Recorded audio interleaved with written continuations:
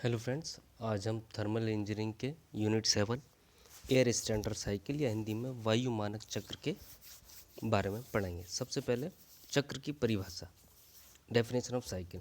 A cycle is defined as the repeated series of operation occurring in a certain order. यानी cycle उसको कहते हैं कि जिसमें एक जैसे एक्शन बार बार होते रहते हैं रिपीटेड सीरीज में, यानी एक श्रृंखला में। It may be repeated bye repeating the process in the same order, और ये सेम ऑर्डर में भी रिपीट हो सकते हैं और नहीं भी। Air standard cycle, air standard cycle क्या होती है? It is a close cycle, ये एक क्लोज साइकिल है in which we used air as working substance. ये एक क्लोज साइकिल है और इसमें हम वर्किंग सब्सटेंस के रूप में हवा का या वायु का इस्तेमाल करते हैं। It is use for measuring standard air standard efficiency of engine. इसको हम यूज़ करते हैं मेज़र करने में, यानी मापने में किसी इंजन की air standard efficiency. Air standard efficiency को मापने में इसको यूज़ किया जाता है। अजम्पशन, इसमें अजम्पशन क्या है? अवधारणाएं जिसको कहते हैं या मान्यताएं। पहला है only used air as working substance. हम सिर्फ एयर को ही वर्किंग सब्सटेंस यूज़ कर सकते हैं। Air behave like ideal gas, यानी जो एयर है आइडियल गैस की तरह बिहेव करनी चाहिए। इट ओबेज गैस लॉ, और जो गैस लॉ को ओबे करे। तीसरा है mass of air is constant during the process. जो मास है एयर का वो एक जैसा होना चाहिए पूरे प्रोसेस में। और friction and heat loss considered as negligible, यानी जो फ्रिक्शन है वो नेग्लिजिबल मानना है, यानी नगण्य मानना है, और जो हीट लॉस है वो भी नगण्य माननी है। आगे है एयर स्टैंडर्ड एफिशिएंसी, वायु मानक दक्षता। वायु मानक दक्षता से हैं कि दक्षता है क्या, या इसे हम थर्मल एफिशिएंसी भी कह सकते हैं, कि कार्य करने की अक्षमता को हम दक्षता कहते हैं। ठीक है, उससे पहले हम कहेंगे थर्मल एफिशिएंसी क्या है। थर्मल एफिशिएंसी है कि जो हम हीट सप्लाइड कर रहे हैं वो कितनी वर्क आउट दे रही है, उसको हम थर्मल एफिशिएंसी कहते हैं। यानी it is the ratio of work output upon heat supplied, उसको हम थर्मल एफिशिएंसी कहते हैं। तो उसी तरह एयर स्टैंडर्ड एफिशिएंसी क्या है? The efficiency of engine using air as working substance. यानी जो एफिशिएंसी है किसी इंजन की जब हम एयर यूज़ कर रहे हैं तो उसे हम एयर स्टैंडर्ड एफिशिएंसी कहते हैं। इसको हम कभी कभी आइडियल एफिशिएंसी भी कहते हैं। आगे है सापेक्ष दक्षता, यानी रिलेटिव एफिशिएंसी। रिलेटिव एफिशिएंसी क्या है? ये रेशो है एक्चुअल थर्मल एफिशिएंसी और एयर स्टैंडर्ड एफिशिएंसी का, यानी ratio of actual thermal efficiency upon air standard efficiency. अब इसमें दो तीन साइकिल हैं। पहला है ऑटो साइकिल। ऑटो साइकिल को हम कहते हैं कांस्टेंट वॉल्यूम साइकिल, और पेट्रोल इंजन जो होते हैं इसी कांस्टेंट वॉल्यूम साइकिल पर ही काम करते हैं। इसमें क्या है? इसमें 4 प्रोसेस हैं। 2 प्रोसेस एडियाबेटिक हैं जिसे हम हिंदी में रुद्धोष्म कहते हैं, और 2 प्रोसेस कांस्टेंट वॉल्यूम है। जो हीट ऐड होगी वो भी कांस्टेंट वॉल्यूम पर होगी, और जो हीट रिजेक्ट होगी वो भी कांस्टेंट वॉल्यूम पर ही होगी। इस डायग्राम में हम देख सकते हैं कि हमारा जो प्रोसेस है 2 से 3, यहाँ पर हमने हीट ऐड की है, यानी हीट सप्लाइड, और जो हमारा प्रोसेस है 4 से 1, यहाँ पर हीट रिजेक्ट हुई है, और दोनों ही कांस्टेंट वॉल्यूम प्रोसेस है। और 1 से 2 एडियाबेटिक कंप्रेशन है, यानी रुद्धोष्म संपीड़न है, और 3 से 4 एडियाबेटिक एक्सपेंशन है, यानी रुद्धोष्म विस्तार है। एक तरफ पीवी डायग्राम है लेफ्ट हैंड साइड, और right hand side TS diagram यानी टेम्परेचर एंट्रोपी डायग्राम है। अब देखो पहला point, the point 1 represent the cylinder is full of air with volume V1, pressure P1 and temperature T1। Point 1 पर जो cylinder है उसमें जो एयर है उसका वॉल्यूम V1 है, प्रेशर P1 है और टेम्परेचर T1 है। दोनों डायग्राम में हम देख सकते हैं। प्रोसेस 1 से 2 यानी एडियाबेटिक कंप्रेशन, यानी रुद्धोष्म संपीड़न। तो इसमें क्या है? Pressure P1 and volume V1 and temperature T1 क्या होगा? चेंज होगा P2 V2 और T2 पर, यानी यहाँ से P1 P2 पहुँच जाएगा, T1 T2 पहुँच जाएगा और V1 V2 पहुँच जाएगा। और हम पहले पढ़ चुके हैं कि एडियाबेटिक प्रोसेस में जो रिलेशन होता है पी की power gamma is equal to C का होता है। और भी होता है, वो आगे पढ़ेंगे हम। प्रोसेस 2 से 3 यानी कांस्टेंट वॉल्यूम, 2 से 3 पर कांस्टेंट वॉल्यूम है और हम यहाँ हीट सप्लाइड करेंगे, heat supplied at constant volume. और pressure P2 and temperature T2 change to P3 and T3, but volume, क्योंकि वॉल्यूम कांस्टेंट है तो V2 is equal to V3 ही रहेगा। यहाँ पे Q एडिड हुई कांस्टेंट वॉल्यूम पर, हम पढ़ चुके हैं MCV T3 माइनस T2, यानी हमने पढ़ा है MCV डेल्टा T, यानी डेल्टा T क्या है, टेम्परेचर डिफरेंस। तो यहाँ पर क्या है T3 माइनस T2। अगला है प्रोसेस 3 से 4 एडियाबेटिक एक्सपेंशन यानी एडियाबेटिक रुद्धोष्म प्रसारण। ड्यूरिंग एक्सपेंशन जो हमारा प्रेशर, वॉल्यूम और टेम्परेचर है यानी P3 V3 and T3 change हो जाएगा कहाँ तक, P4 V4 और T4 पर। और रिलेशन क्या है, PV की power gamma is equal to C. Process 4 से 1 यानी कांस्टेंट वॉल्यूम है अगेन। यहाँ क्या हो रही है, हीट रिजेक्ट हो रही है एट कांस्टेंट वॉल्यूम पर, यानी Q rejected is equal to MCV T4 minus T1। अब नाउ एफिशिएंसी, हमें पता है एफिशिएंसी क्या है, work done upon heat supplied. तो एफिशिएंसी ऑफ ऑटो क्या होगी, net work done upon heat supplied. और नेट वर्क डन क्या होगा, हीट हमने कितनी ऐड करी और हीट कितनी रिजेक्ट हुई, तो उससे हमें क्या मिल जाएगा, वर्क डन मिल जाएगा। हीट हमने ऐड की MCV डेल्टा टी यानी MCV T3 minus T2 minus heat कितनी रिजेक्ट करी माइनस में MCV T4 माइनस T1। तो इन दोनों को रख दो, रखने के बाद हमें एफिशिएंसी मिली ऑटो की 1 minus T4 minus T1 upon T3 minus T2।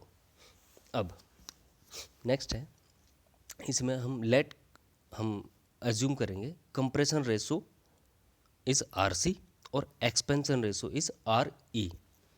तो कंप्रेशन रेशो क्या होगा कि कहाँ से कंप्रेशन स्टार्ट हुआ और कहाँ से ख़त्म हुआ, यानी 1 से स्टार्ट हुआ और कहाँ पर ख़त्म हुआ 2 पर, यानी V1 upon V2। Expansion ratio कहाँ पर ख़त्म हुआ, V4 पर। स्टार्ट कहाँ से हुआ, V3 पर, यानी एक्सपेंशन रेशो क्या होगा, V4 upon V3। These two ratio are same, हम ये एज्यूम करके चल रहे हैं ये दीज टू रेशो सेम है, यानी RC यानी कंप्रेशन रेशो, RE यानी expansion ratio is equal to R, both are same. तब क्या होगा, इन दोनों को बराबर रख दो, यानी V1 upon V2 is equal to V4 upon V3। और कंप्रेशन रेशो की एक सिंपल डेफिनेशन ये है कि total volume upon clearance volume को हम कंप्रेशन रेशो कहते हैं। आगे चलो, अब आओ प्रोसेस 1 से 2 यानी एडियाबेटिक कंप्रेशन पर। एडियाबेटिक कंप्रेशन का एक और रिलेशन है T2 upon T1 is equal to V1 upon V2 की पावर गामा माइनस 1। ये हम पहले वाले चैप्टर में पढ़ चुके हैं। तब यहाँ से T2 की वैल्यू आएगी T1 R की पावर गामा माइनस 1, इसे हम इक्वेशन नंबर 2 कह देते हैं। सिमिलरली प्रोसेस 3 से 4 जो हमारा एडियाबेटिक एक्सपेंशन है, T3 upon T4 is equal to V4 upon V3 gamma की पावर माइनस 1। तो यहाँ से T3 की वैल्यू निकाली हमने T4 R की पावर गामा माइनस 1, क्योंकि हमने क्या करा है, एक्सपेंशन रेशो और कंप्रेशन रेशो को सेम मान लिया है। अब इन दो इक्वेशन को, यानी जो इक्वेशन 2 है इक्वेशन 3 है, जहाँ से हम T2 और T3 की वैल्यू को जो हमने पहले एफिशिएंसी निकाली उसमें रखो।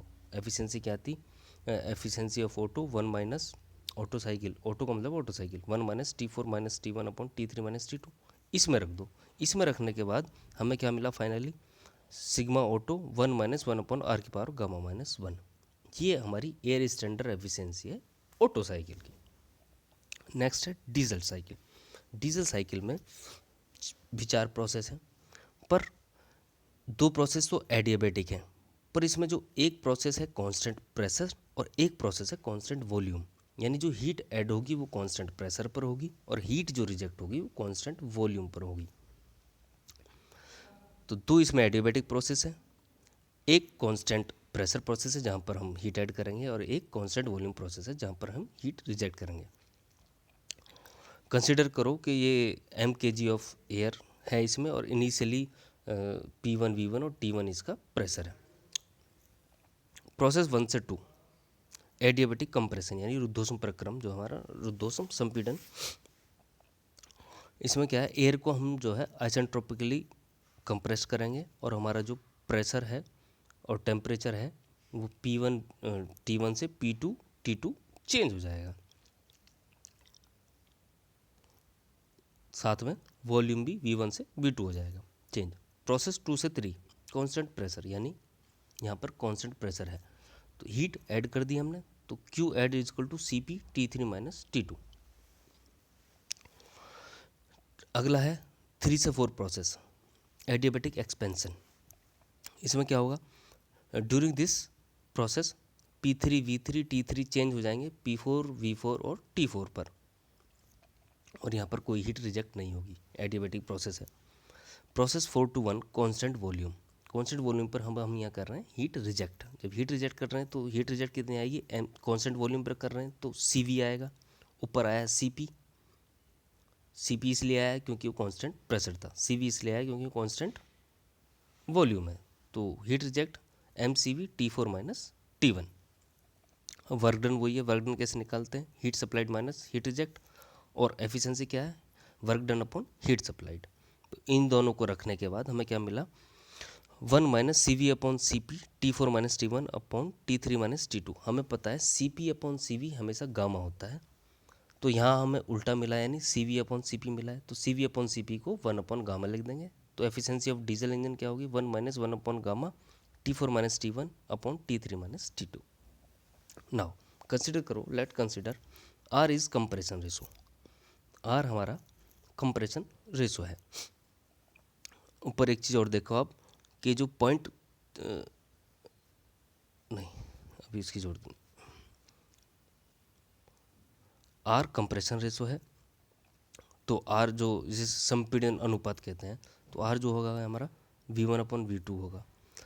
एंड जो रो है, रो को कहते हैं हम cut off ratio, cut off ratio कहलाता है क्या ये रेशो है volume of cut off upon clearance volume. Clearance volume वो होता है जब एग्जॉस्ट स्ट्रोक हो गया पिस्टन का सिलेंडर में, तब जो एयर बची है, जो वॉल्यूम बचा है, उसे हम क्लियरेंस वॉल्यूम कहते हैं। तो इसे हम रो से डिनोट करते हैं। तो ये 0.3 पर है हमारे, ठीक, वो है 0.3 पर कट ऑफ वॉल्यूम है, और क्लियरेंस वॉल्यूम है हमारा 0.2 पर यानी V2। Now during adiabatic compression यानी 1 से 2 पर, तो ये रिलेशन है T2 upon T1 V1 upon V2 की पावर गामा माइनस 1, और कंप्रेशन रेशो हमारा क्या है, R हमने मान रखा है, तो T2 is equal to T1 R की पावर गामा माइनस 1।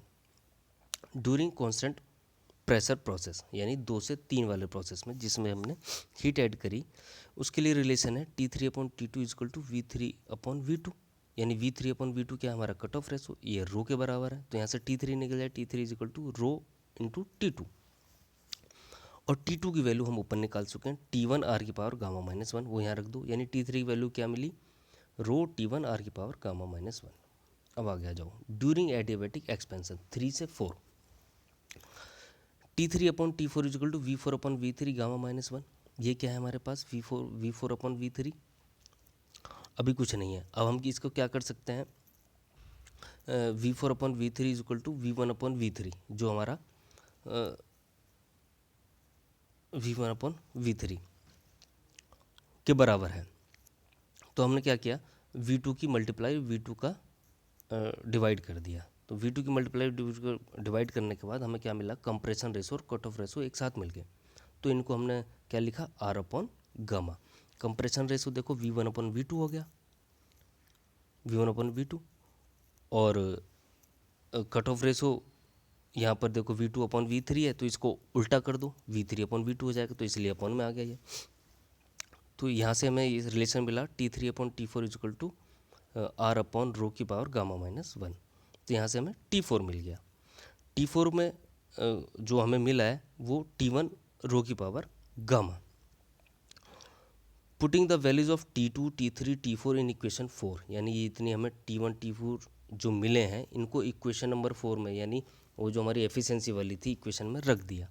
इसमें रखने के बाद जो हमें अब रिजल्ट मिलेगा वो हमारी डीजल इंजन की एफिशिएंसी होगी। तो रिजल्ट क्या मिला हमें, 1 माइनस रो की power gamma minus 1 upon gamma R की power gamma minus 1 into rho minus 1, ये हमारी डीजल इंजन की एफिशिएंसी है। नेक्स्ट है हमारा कार्नोट साइकिल। कार्नोट साइकिल में 4 प्रोसेस हैं, 4 में 2 एडियाबैटिक हैं और 2 आइसोथर्मल है, यानी 2 एडियाबेटिक, एक एडियाबेटिक कंप्रेशन है, एक एडियाबेटिक एक्सपेंशन है। दूसरा एक आइसोथर्मल कंप्रेशन है और एक आइसोथर्मल कंप्रेशन है और एक एक्सपेंशन है। आइसोथर्मल का मतलब है समतापीय, जिसका टेम्परेचर सेम हो। तो इसमें क्या है, हम इसमें कुछ चीज़ें एज्यूम करेंगे। पहला है कि motion of the piston in the cylinder is frictionless, यानी जो मोशन होगा पिस्टन का सिलेंडर में वो फ्रिक्शनलेस होगा, कोई फ्रिक्शन नहीं होगा। दूसरा है the piston and wall of the cylinder should be insulated, यानी जो पिस्टन है और सिलेंडर की जो वाल है वो इंसुलेट है, यानी हीट बाहर नहीं जा सकती है, न अंदर आ सकती है। तीसरा है the cylinder head should work as conducting material and non conducting material, जो इसका हेड है सिलेंडर का वो एक बार कंडक्टिंग मटेरियल की तरह काम करेगा, एक बार नॉन कंडक्टर की तरह, यानी एक बार कुचालक की तरह और एक बार सुचालक की तरह। और इसके लिए हम क्या करेंगे, कैप लगा देंगे, इंसुलेटिंग कैप इसके सिलेंडर हेड पर। इस फिगर में तुम देख भी पा रहे हो एक इंसुलेटिंग कैप है, तो एक प्रोसेस में इसे लगा देंगे, एक प्रोसेस में हटा देंगे। एक बार हम हीट सोर्स ऐड करेंगे और एक बार हीट सिंक यानी कोल्ड बॉडी ऐड करेंगे। प्रोसेस अब यहाँ देखो, पहला प्रोसेस आइसोथर्मल एक्सपेंशन यानी समतापीय एक्सपेंशन, 1 से 2। द सोर्स यानी hot body is applied at the bottom of the cylinder. अब हमने क्या किया, जो बॉडी है हॉट बॉडी जो उसमें फिगर में दिख रही है, हमने इसके बॉटम पर लगाई। The air expand at constant temperature. अब यहाँ पे क्या हुआ, जो एयर है वो फैलना शुरू करेगी कॉन्स्टेंट टेम्परेचर पर, यानी इसके नाम से ही पता लग रहा है समतापीय। Temperature T1 and volume rise V1 to V2, और वॉल्यूम इसका बढ़ेगा V1 से V2 की तरफ। At this stage the cylinder work as conducting material. इस स्टेज पर जो सिलेंडर जो है वो कंडक्टिंग मटेरियल की तरफ काम करेगा। Heat added at this stage, और इस स्टेज पर हीट ऐड कर दी जाएगी। तो इस स्टेज पर जो वर्क डन हमें मिलेगा V1 से V2 PdV। For this process PV is equal to C, तो W is equal to P1V1 log V2 upon V1, हम ये पहले पढ़ चुके हैं। और PV क्या है, MRT, यानी MRT1 log V2 upon V1। और expansion ratio V2 upon V1 हम इसको R मान लेते हैं। तो वर्क डन क्या हो गया इस प्रोसेस में, MRT1 log R। अब नेक्स्ट प्रोसेस 2 से 3 यानी एडियाबेटिक एक्सपेंशन या रुद्धोष्म प्रसार। The hot body is remove from the bottom. अब क्या किया हमने, हॉट बॉडी को रिमूव कर लिया सिलेंडर से। And insulating cap is brought in contact, और जो इंसुलेटिंग कैप है वो हमने लगा दी है, जो हमारे फिगर में दिखाई। The air is now allowed to expand reversibly और एडियाबेटिकली, यानी अब जो एयर एक्सपेंड होगी वो रुद्धोष्म प्रक्रम से होगी adiabatically. The temperature of air falls from T2 to T3। अब जो टेम्परेचर है वो फॉल होगा।